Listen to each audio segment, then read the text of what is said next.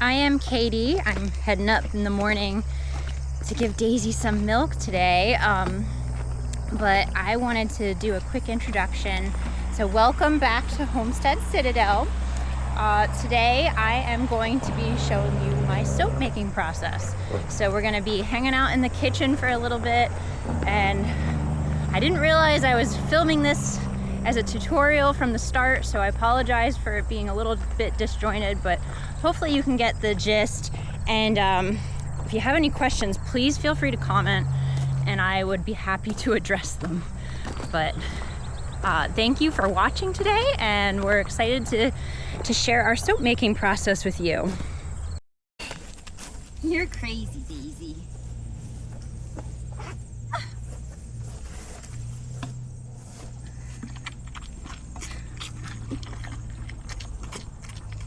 You're getting so big. All right, I'm here in my kitchen and about to work on a project that we have put off for too long. I'm gonna be making some soap today. So I do a mixture of two different recipes because I have a few things I want to accomplish with this recipe. I want it to be hot process versus cold process because I want to be able to use the soap sooner. And then the other thing is I want to be able to use our lard from our pastured pigs. And I also want to be able to use milk from the Jersey cows that we buy our raw milk from. So I used to use goat's milk in this recipe, but I just subbed in, it's a goat's milk recipe, but I sub in the Jersey cow milk for that, and that helps with adding a little bit more of the skin nourishing ingredients. And the lard is a good fat to use for us. And then the recipe also includes some olive oil, coconut oil, and castor oil, and there's different reasons for all of those. Now, the key thing with any soap recipe is you want to make sure that you run it through a soap calculator, and this recipe was already approved for that. But the reason for that is you don't want to have too much lye in the recipe and not have it fully react with the amount of oils. So if you had less oils than you needed, then the lye could still be active when you go to use the soap and it could burn you.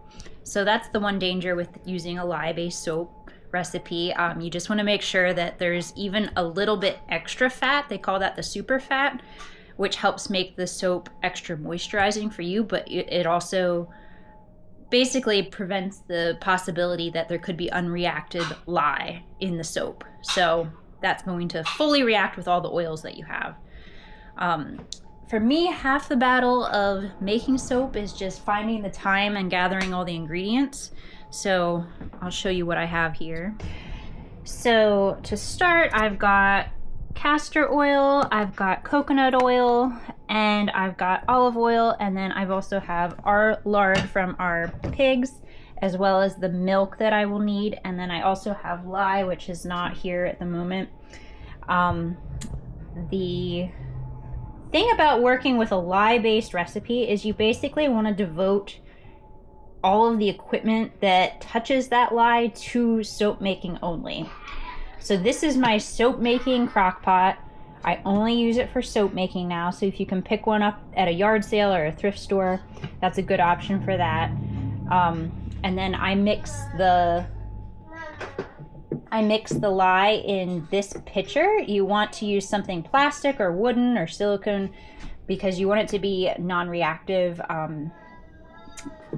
with the lye. So I do the lye in this, and I use this silicone and wood spatula to stir.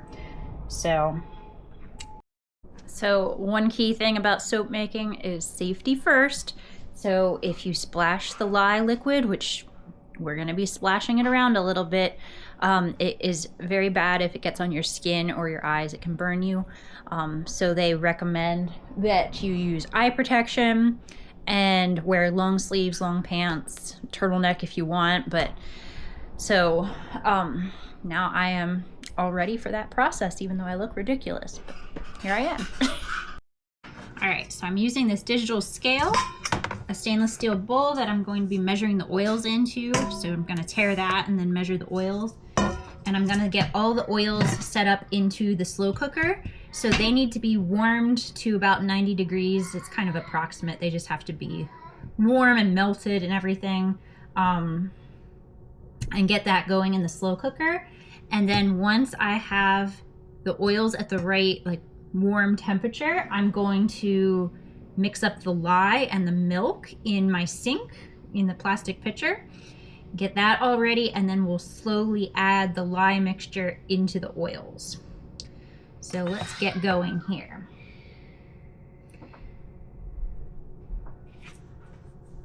I have my recipe. So to start, I'm gonna do 40 ounces of lard.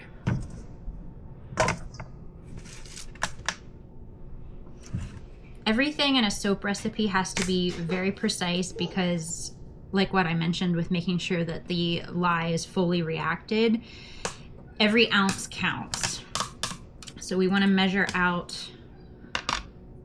the exact right amount for every oil. So this is our lard. And I think I figured that it's gonna be about like 1.5 quarts of this lard. And I'm doing a double batch, by the way. So you can do a smaller batch as well.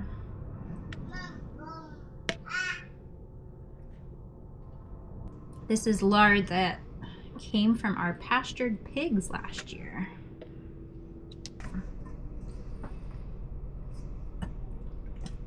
All right, so next up will be the olive oil,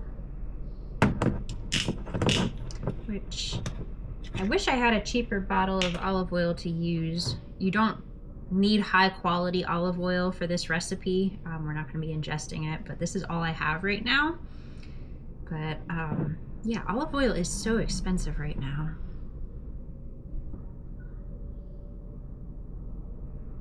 Okay, 24 ounces of olive oil.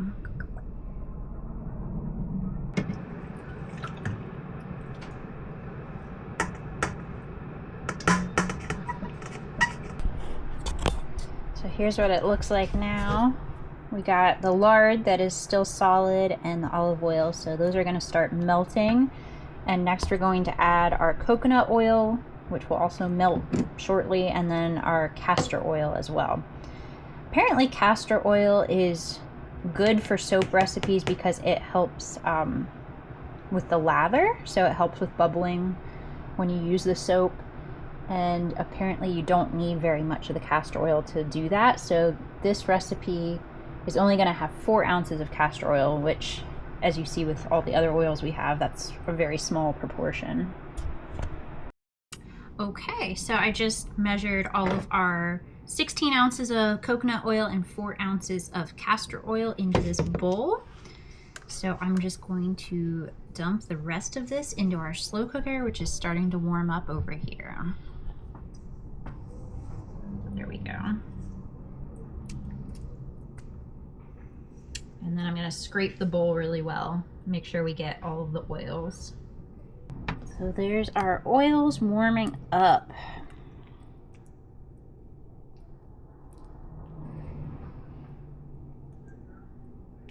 Basically, when they're fully melted, they'll be warm enough.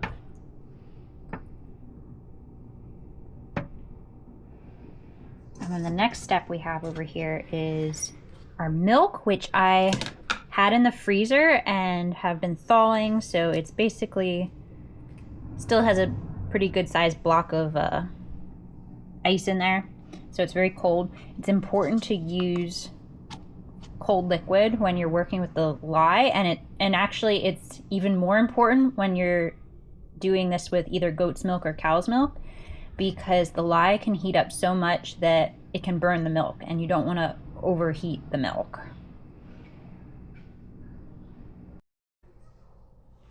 Okay, our oils are almost warm enough, so I'm starting to measure out our lye. So this is 99% pure sodium hydroxide lye caustic soda beads. The beads, I do like that method because they are a little bit easier to pour and they don't clump together quite as much, but it does look like they are a little clumpy together, so I'm gonna just give them a shake so that they pour easier.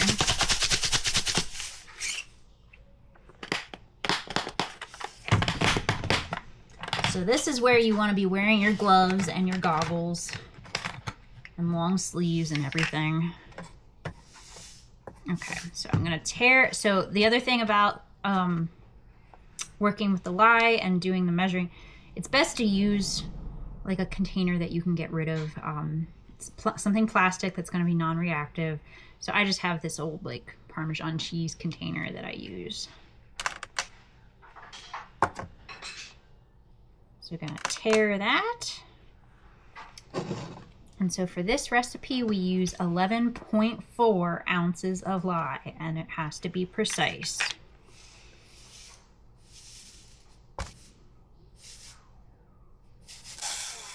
So there's our lye that we have. Okay, so the oils are just about warm enough, so I'm gonna start the milk and lye mixture process. So I have 30.4 ounces of milk measured out already that I froze and then thawed to a slushy state. So it's very cold, but still it's kind of in between liquid and solid. Okay, so there's all of the milk, and that goes into my plastic pitcher that I use for lye mixing. I'm keeping this in the sink to kind of add another layer of protection, because this is where we don't want to splash ourselves. Now, the reason we want the milk really cold is so we don't scald it while we're adding the lye. So we're gonna basically mix continuously and add the lye slowly while we're mixing until it's all incorporated.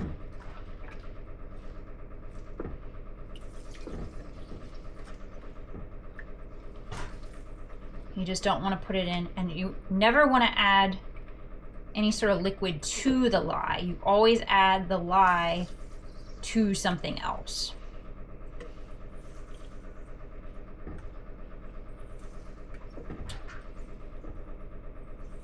So I'm just mixing this in.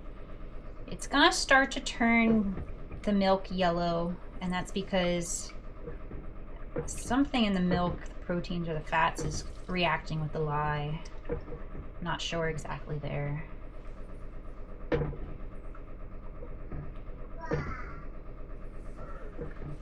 And then the next step is pouring the lye mixture into the oils, which are now hot enough. And this is where I'm taking away my food spatula, because I don't want that to be touching the lye.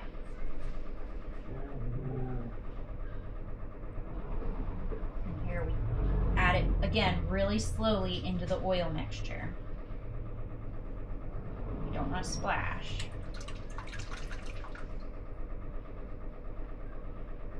And I typically don't wash that for a while, just because I don't want to accidentally burn myself while it's being cleaned. Some people say wash it with a vinegar solution. Others say just use cold water. I figure if I'm letting it sit for several weeks, it's probably okay with cold water, but I usually do a vinegar mixture, or I just don't wash it. Figure the lye is going to kill anything. Alright, here we are again. So I've got my oil mixture, and now the next stage is I'm going to be using an immersion blender that I have only for soap making. And unfortunately, I have tried using a cheaper immersion blender, and it burned the motor out almost within a minute or two of using it. So I do really like this Cuisinart Quick Prep immersion blender. I have one for my food use too, but this is the one that I'm using for soap. So this is one for only soap, because it's touching the unreacted lye. And so what we're going to do is we're going to use our immersion blender to blend the oils and the lye mixture together until we get what we call light trace, which is kind it kind of looks like a pudding. I'll show you then, but it looks like a pudding consistency. And at that stage, that's when we're going to turn the heat on and cook it for a while. I'll explain more as we get to that part. But for now, I'm going to set up the immersion blender and we'll start doing that. Now, I do find it important to kind of alternate between stirring and using the immersion aspect of the blender. Number one, because I don't want to burn out the motor, and number two, it's just kind of good for different styles of mixing, and it keeps it fully incorporated. So I'm going to start on the low.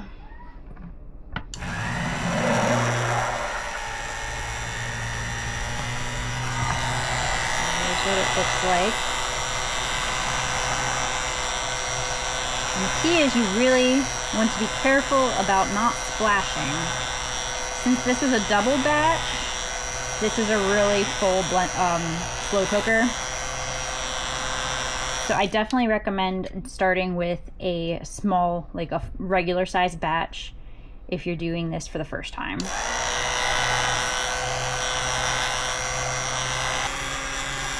And this is the stage where you don't want kids or pets in the kitchen with you because you just don't want any accidents. All right, I have been immersion blending for about 20 minutes now. So it is a slow process, but it takes a little while until it's fully incorporated and you hit trace. So right now this is light trace. I don't know if you can see. It's starting to look more like a pudding consistency, and you'll see that you can kind of plop it around and it keeps some of its shape. Like you can see the swirls when I'm stirring it. So if you were doing cold process soap,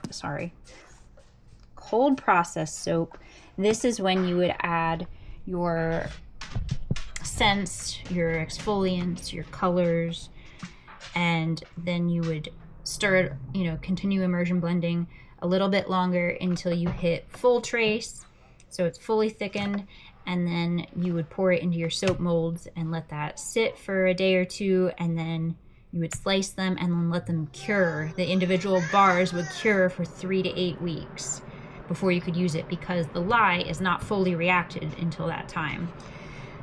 But what I'm gonna do is the hot process. So this is just a method of speeding up that curing process.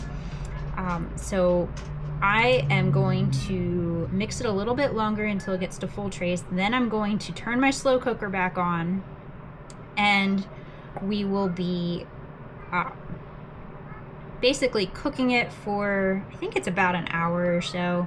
But you do have to stir it down occasionally because it can bubble over. I've had that happen and it was quite a mess. So hopefully that doesn't happen today. And then at the end of that cooking process is when I'm going to add the oils that I want for scents. So some people don't like the hot process method because it makes a more rustic looking bar of soap. It's a little bit rougher, darker in color. You can't control the color as much. And it's not going to be as pretty, but I think it looks lovely anyway. So just mix this a little bit longer. And I guess you could do this without an immersion blender, but you would probably be whisking for an hour or more, and it would probably really hurt your arm.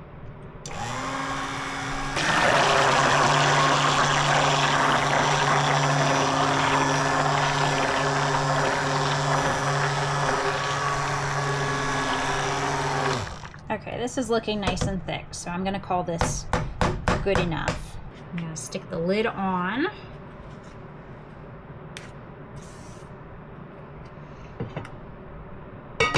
Slow cooker on low. And then the recipe from the Prairie Homestead that I follow says to set the timer for 15 minutes. I'm going to probably set 2 timers so that I remember to check it every like 15 minutes or so, because I don't want this to boil over. It's not really boiling, it's like bubbling and lava. it's such a mess when that happens. So you're at much less risk of that happening if you're doing a single batch, but because I doubled the batch, this is a very full slow cooker, so it's more likely to make a mess.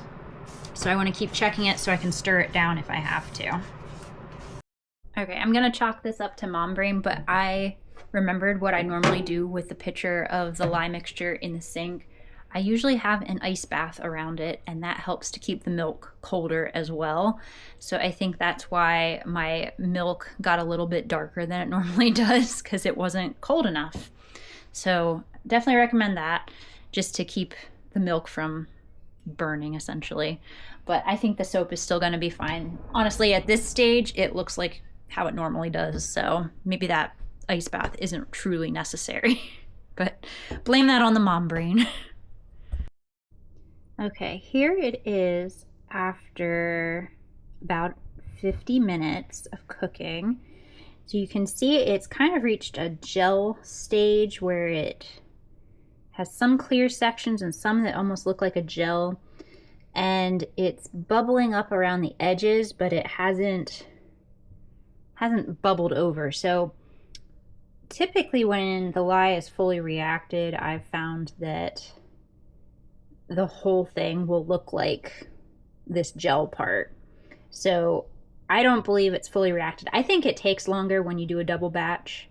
So I'm gonna let it go for a little bit longer, and I don't want it to boil over, so I'm still gonna be keeping an eye on it, but it's definitely not at that stage yet. But basically, see how the bubbles are starting to come up? That's what can boil over. It also, when I took the lid off, it had a very strong kind of chemically odor, and so that kind of tells me that the lye is not reacted as well. Okay, now it's been cooking for about an hour and 20 minutes, so it's looking like it's more fully gelled, and it might be fully reacted. Now, the way we test that, and there's probably other ways to test it, but the way I learned and what I do is I take a spoon and basically get a little bit and touch it to the tip of your tongue. And if it zaps you or it feels like a little, like a shock, then it is not fully reacted. But if it just tastes like soap, which is kind of unpleasant, but it tastes like soap, it's not gonna surprise you, then it's ready to pour into molds, or actually it's ready for us to add our additives and then pour it into the molds. So I'm gonna give it a couple more minutes and then I'll test it. All right, 2 hours later, I've been testing it like every 15 minutes or so, and it's been zapping me, but now it is finally just soap. So at this point, I've turned off the slow cooker and I'm about to mix in some essential oils. These are what I'm gonna use. I have a peppermint essential oil and a tea tree essential oil. So that's what we're gonna do for this batch. And you do have to put quite a bit in to have a smell at the end. So I kind of just go by a couple dropperfuls. These are big droppers in these bottles. These are 4-ounce bottles. So, all right, we're gonna do that and then get these into molds. Everybody else is asleep, so I'm trying to be quiet here. At this stage, because the lye is fully reacted, you can just use regular kitchen equipment. So I'm just gonna use this regular stainless steel ladle to put all of my soap into these silicone molds. If you're not using silicone molds, you do need to put in like parchment paper or something. If you're just using like wooden molds, or I've even done it in like baking sheets or something, but the silicone molds are non-stick, so that works really well. So I'm gonna give it a stir, and then I'm gonna start mixing in my essential oils. You have to do it quickly because now that the heat is off, it's gonna start solidifying pretty quickly. I'm gonna give that a stir and kind of give it a sniff.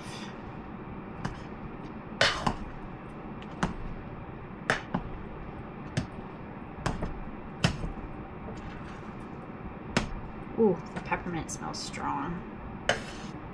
Or at least I just got a huge whiff of it. Just giving it a good stir.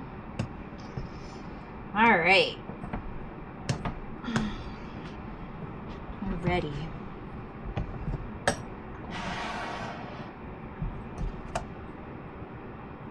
So it is hot, so gotta be careful with ladling it out.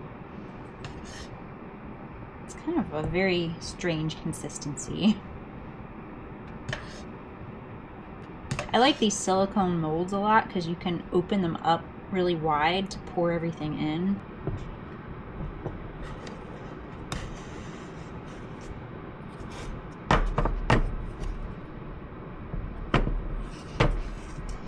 I'm just going to use a spoon and kind of spread it around a little. At this stage, if you were like putting something on top, you could throw on like oatmeal or coffee grounds or something. And you could also do something pretty, like if you wanted to do some kind of like swirly thing or something. But that's good enough for me. Alright, so that one's done.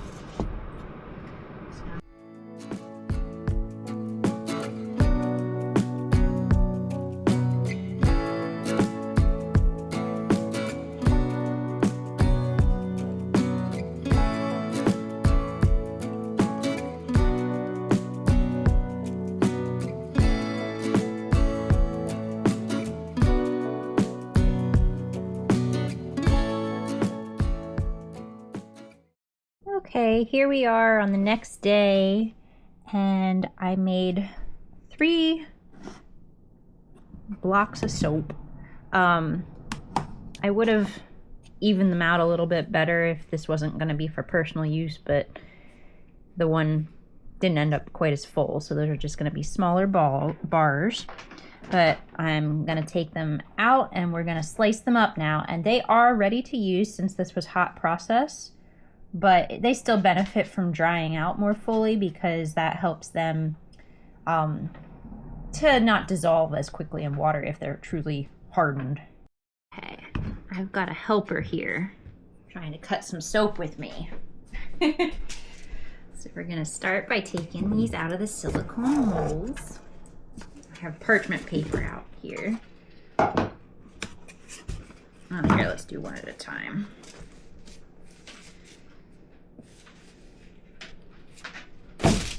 All right, there's our first block.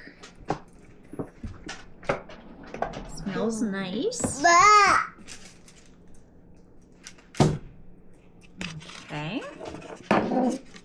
Here's the next one. Okay. Get that one out.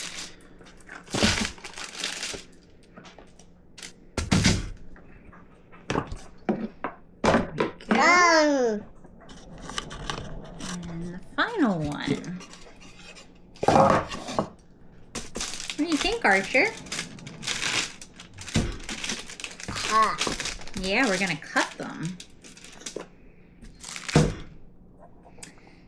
Okay. Nope, not like that.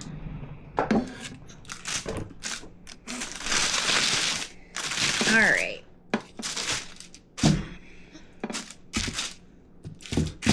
We'll start with this one. You want to help? Push. Looks good. Okay. Do another. Push.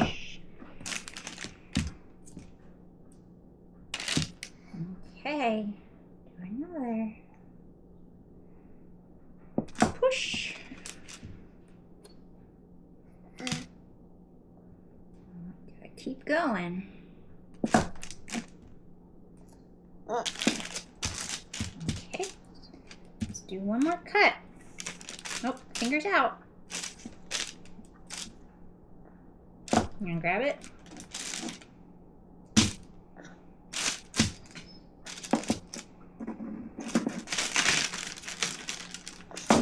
There we go. And put it in, put it up here. We got one more block to do.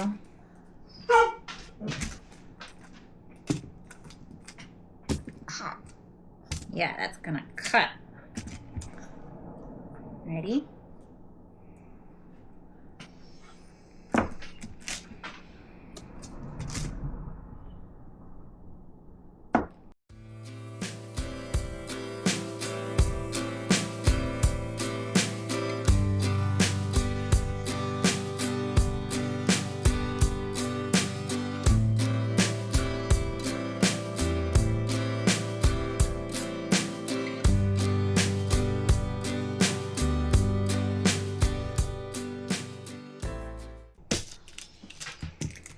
So now I'm just spreading them out so that they get some airflow around each one. Archer's stacking them like blocks, but we'll work on that. And we'll just let them hang out for a day and then I'll pack them away.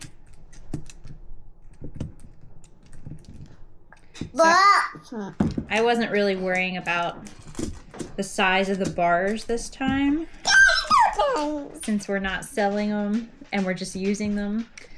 So let's see how many did we get? What do you think? Looks like about 32 bars. 32 bars of soap. That should last us a while. Cut. Who got it? Dad. You did a good job cutting the soap, Archer. Fist bump. What are you doing? All right, that's enough. The soap is too soft for this craziness. Okay. All right, bud. So thank you for helping me cut the soap. So we got about 32 bars of soap, although they're all different sizes because I wasn't paying attention to the exact sizes since we're using these. Excuse me. We're using these for personal use, but this should last us a good long while. And it's been fun, a long process, but what do you think? Those are blocks?